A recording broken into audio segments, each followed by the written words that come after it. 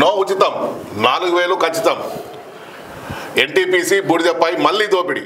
అయితే సొమ్ము సంస్థది సోకు ఏబిసిది ప్రొసీజర్కు విరుద్ధంగా ప్రొక్లైన్ల కేటాయింపు 100 లారీలు రోజుకు 20 లక్షలు. బూడిద చెరువుపై ఆ ముగ్గురు పెత్తనం. ధర్నాలకు రెడీ అవుతున్న లారీ ఇటుక బట్టి ఓనర్లు.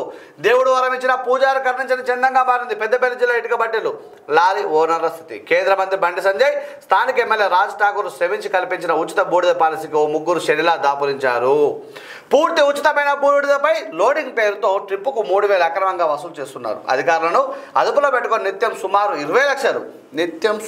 20 లక్షలు గడిస్తున్నారు.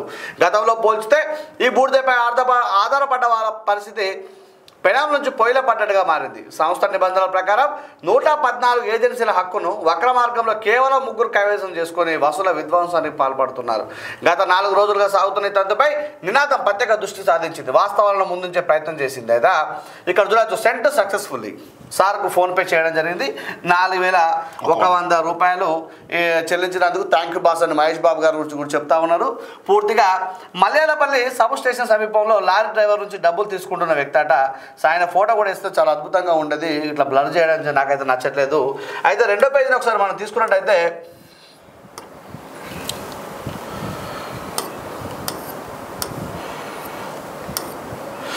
రొటీన్లో భాగంగా ఎన్టీపీసీ తెలంగాణ ప్లాంట్కు చెందిన బూడిద చెరువు డీసిల్టేషన్ కోసం 4 నెలల క్రితం టెండర్లు పిలిచింది.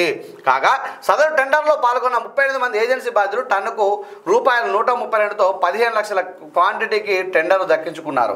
2 లక్షల కోటి చొప్పున లోడింగ్ కోసం 8 ప్రొక్లైన్లకు సైతం కంపెనీ అనుమతులు ఇచ్చింది. ఆపై 30 లక్షల వ్యయంతో ఏజెన్సీ బాధ్యులు అంతర్గత రోడ్లు సైతం వేసుకున్నారు. ఆపై పనులు ప్రారంభించిన 2 రోజులకే స్థానిక ఓ pipeline contractor Karimnagar Sultanabad చెందిన మరో ఇద్దరితో కలిసి ఓ పథకం రచించాడు. వివిధ ఆటంకాలు సృష్టించి సదరు ఏజెన్సీల పనులను నిలిపివేయించారు. అటుపై పనులు ప్రారంభించుకునేందుకు చేసిన పలు ప్రయత్నాలు సైతం ఆ ముగ్గురు తమదైన టెక్నిక్తో అడ్డుకున్నారు. పూర్తి లీగల్గా నడుస్తున్న పనుల్ని ఎలా ఆపాలో తెలియక చివరకు పరిసర గ్రామాల నుంచి మహిళలను కూలి ప్రతిపాదనగా తెప్పించి ఆందోళన సృష్టించారట. అయితే నీరుగాట బండి సంజయ్ శ్రమ.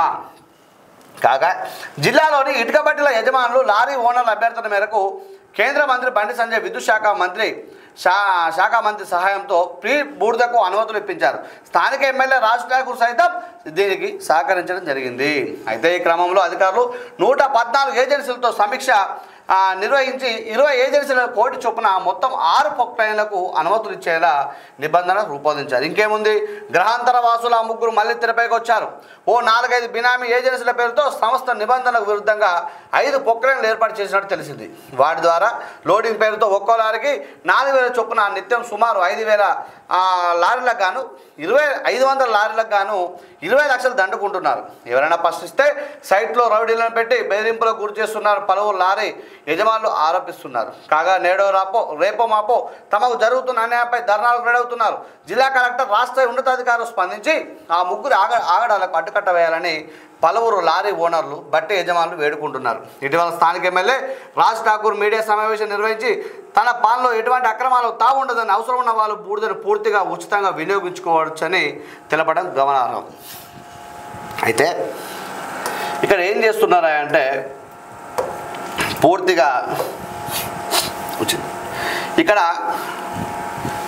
ఫ్రీ బూడిద చేసుకోవచ్చు అని చెప్పి ఎమ్మెల్యే గారి కృషితోని మక్కన్ సింగ్ రాజ్ ఠాకూర్ గారి కృషితోని బండి సంజయ్ గారు వారు మాట్లాడుతూ పూర్తిగా ఉచితమని చెప్పడం జరిగింది. కానీ ఇక్కడ ఏం చేసినారా అంటే ముగ్గురు వ్యక్తుల పెత్తనానికి తీసుకున్నట ఇక్కడ మీకెందుకు ఉచితం ఇస్తామని చెప్పి 4000 రూపాయలు మాకు కట్టాలని చెప్పి థ్యాంక్ యూ బాస్ అని చెప్పి మహేష్ బాబు గారితో చెప్పించుకోవడానికి ఇక్కడ 4100 రూపాయలు ఫోన్పే చేయడం జరిగింది. ఇక్కడ స్కాన్ చేయడం జరిగింది. అయితే ఇక్కడ డబ్బులు తీసుకుంటాం అయినా అని చెప్పి ఇక్కడ ఫోటో కూడా రావడం జరిగింది.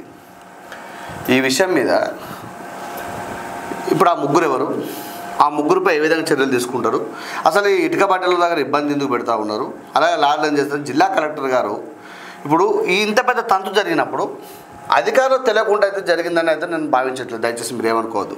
ఎందుకంటే అధికారుల పర్యవేక్షణలో జరుగుతుందని కూడా మేము అనాల్సి వస్తుందని కూడా మేము బాధపడే అవసరం ఉంటుంది ఇక్కడ. ఎందుకంటే జిల్లా కలెక్టర్ గారు దయచేసి దీని మీద దృష్టి పెట్టాలి.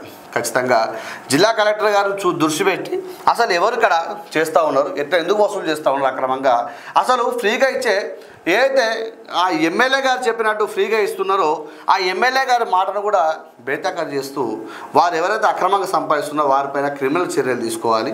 ఖచ్చితంగా ఎవరైతే ఈ బాధితులు ఉన్నారో వాళ్ళందరూ కూడా న్యాయం చేయాలని చెప్పి మా సంస్థ ద్వారా కూడా మేము కోరుతా ఉన్నాం కదా. గమ్మతున్నది కదా ఇది. మరి ఏకంగా ఫోన్పే ఎంత బరిదెగించినారు. మరి ఇంత పబ్లిక్ అయిందంటే ఇక మీరు అన్నట్టు దీంట్లో అందరికీ ఉంటుంది. మరి ఇక పబ్లిక్ అయిపోయింది కదా, ఫోన్పే కూడా యాక్సెప్ట్ చేసిందంటే ఇక ఎంత లీగల్గా నడుస్తుంది అది. మరి ఇక్కడ ఫోన్పే స్క్రీన్ షాట్ కూడా ఇక్కడ ఇవ్వడం జరిగింది. ఈయన ఫోటో చూపెడితే బాగుండేది కానీ ఇక ఫోటో చూపెట్టలేదు. రాష్ట్రానికి తరగని ఆస్తులు సృష్టించాలి. 500 లారీలు రోజుకి 20 లక్షలు అట, నెలకు 6 కోట్ల రూపాయలే. అంతే. ఇప్పుడు లేనోడు లేనికి, ఉన్నోడు ఉన్న పైకి ఎదగడానికి కారణాలు ఇటువంటి అక్రమ మార్గాలే. నిజంగా ఈ పైసా వాల్యూ పడిపోతుందంటే ఇలాగ అక్రమంగా సంపాదించే పైసాకు విలువ లేకుండా చేస్తున్నారు వీళ్ళు. నిత్యం సుమారు 20 లక్షలు గడుస్తున్నారు. నిత్యం సుమారు అంటే 20 లక్షలు అట. అదే నెలకు 20 లక్షలు పెద్ద కథను, లేకపోతే మొత్తం అట.